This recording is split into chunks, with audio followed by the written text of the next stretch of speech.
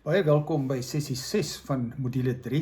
In hierdie sessie wil ek verder gesels oor die naam van Jahweh, wat God homself mee aan Moses bekend gemaak het. Ek is wat ek is, wat eintlik in die Bybel vertaal word en geskryf word deur die akroniem van Jahweh, in ons Bybels vertaal met Here in hoofletters. Hierdie is seker die kragtigste uitspraak wat daar nog ooit in die wêreldse geskiedenis gemaak is rondom God, rondom sy bedoeling met ons, sy verhouding met ons. Ek het al baie gelees oor wat ander mense, selfs mense wat nie werklik heeltemal glo soos ons nie, sê dat hierdie uitspraak, ek is wat ek is 'n baie kragtige uitspraak in die geloofswêreld, in die geestelike riekalm. En waar God homself bekend maak aan sy kinders as die ek is wat julle nodig het. Nou ons sien dit in Israel se hele storie. Ons weet hoe Israel dan uit Egipte weggetrek het, binne 'n paar dae by die Rooi See beland het. In die ou vertalings het gesê Rooi See, die nuwe vertaling sê Rietsee. Dis nie baie duidelik watter see dit was, waar dit was nie. Daar kom die volk te staan voor die see. Die soldate kom aangejaag agter hulle. Moses is heeltemal paniekerig in 'n toestand oor wat het God nou aan hom gedoen? Hoe moet hy nou hierdie situasie hanteer? En dan roep hy in desperaatheid uit na God.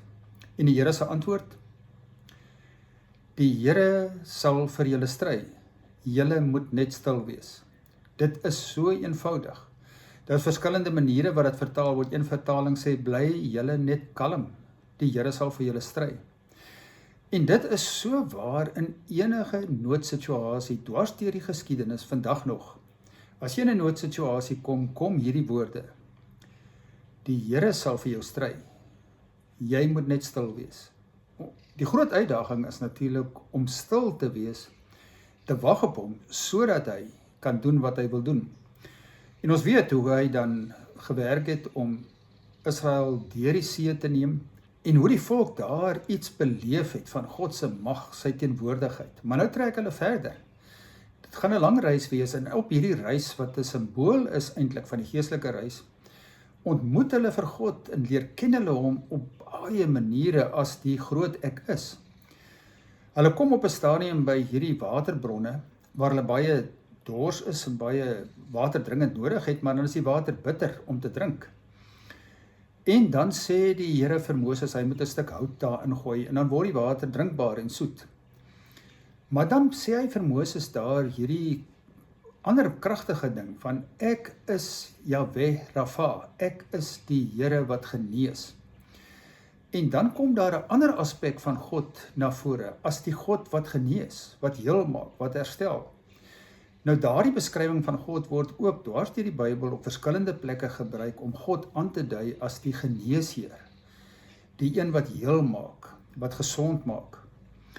Nou ek glo natuurlik die belangrikste aspek van ons menswees wat genees word en wat genesing nodig het, is ons innerlike mens, die emosionele mens, die geestelike mens wat volwasse moet word in Christus. Die mens wat so deur hierdie wêreld skade aangedoen is, seer gemaak is, op allerlei maniere verneder is, gekritiseer is, te nagekom is, wat as gevolg daarvan baie kleingevoelig en fyngevoelig en krities op baie dinge geraak het, baie sensitief is, het so baie genesing nodig. En daarom is dit so belangrik om ook vir God toe te laat om jou van binne te genees, sodat jy emosioneel volwasse kan word en kan groei om die mens te word wat God bedoel het jy moet wees. En ek is heeltemal oortuig daarvan, en daar is vandag baie artikels daaroor wat geskryf word in die mediese wêreld, hoe gesonder jy aan jou binnekant is, emosioneel gesond is, geestelik gesond is, geestelik volwasse is, en verstaan wie jy is as kind van God. Hoe groter effek het dit op jou liggaam, hoe gesonder gaan jou liggaam wees, en ook hoe beter gaan jou immuunstelsel wees.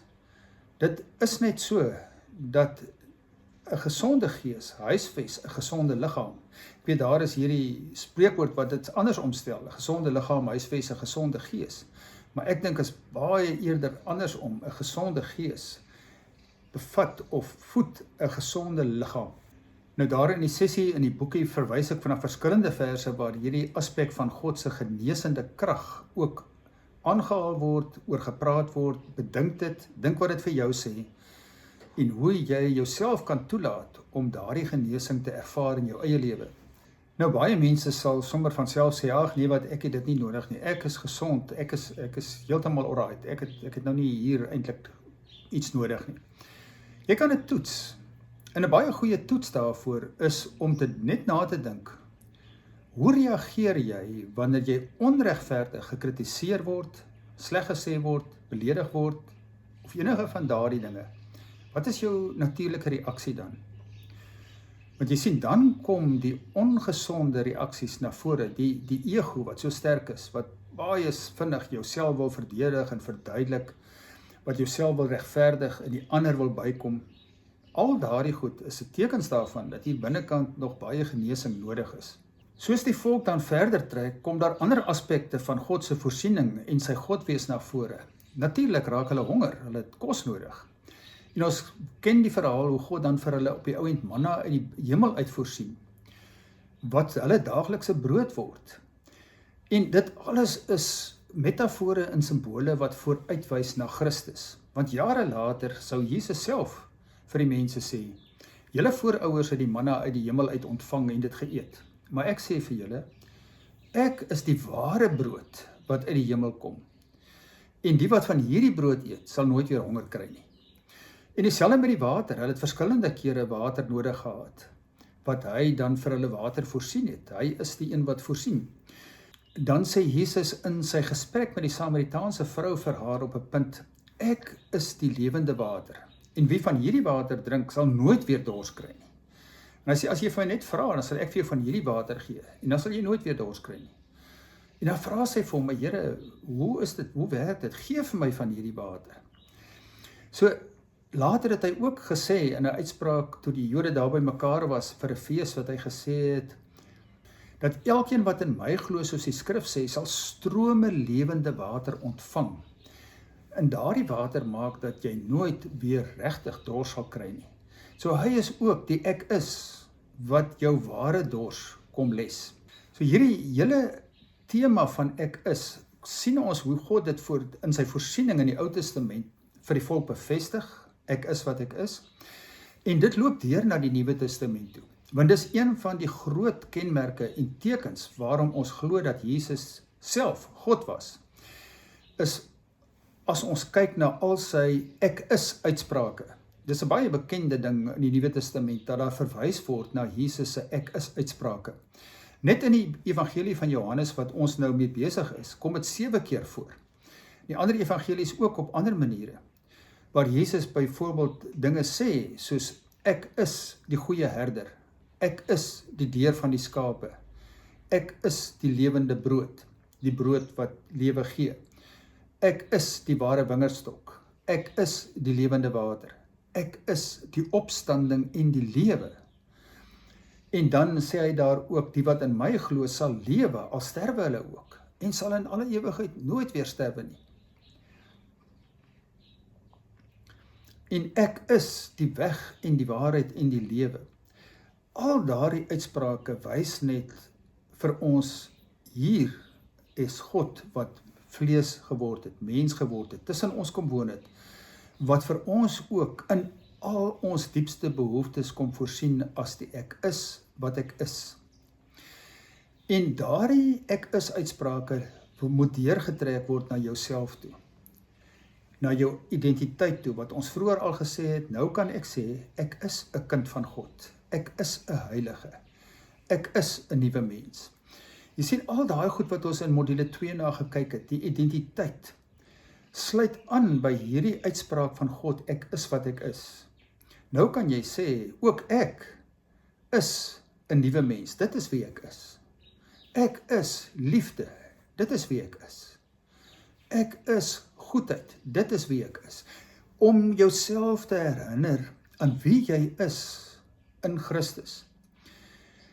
Al doen jy dit in die geloof, al voel jy dit nog nie so nie, het dit betekenis om dit te begin sê, te begin proklameer, dit vir jouself te aanvaar, dat die wese van God, die groot ek is, is besig om jou ek is te omvorm, gesond te maak, heel te maak, nuut te maak, te genees, sodat jy in alle opsigte die mens kan word wat jy moet wees, wat aan jou roeping beantwoord, om hom ook in alle opsigte te kan verteenwoordig.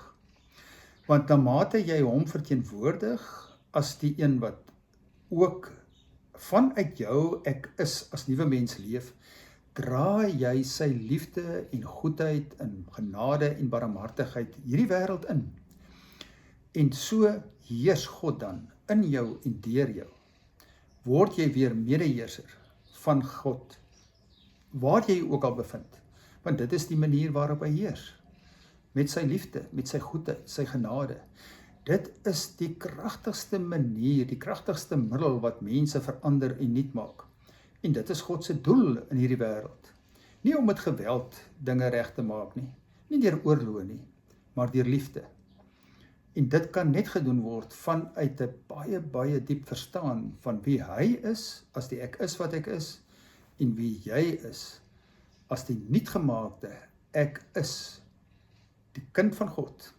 Ek is gevul met sy liefde en ek is 'n heilige. Ek is afgesonder met 'n doel om hom te verteenwoordig. Baie dankie dat jy weer saam geluister het.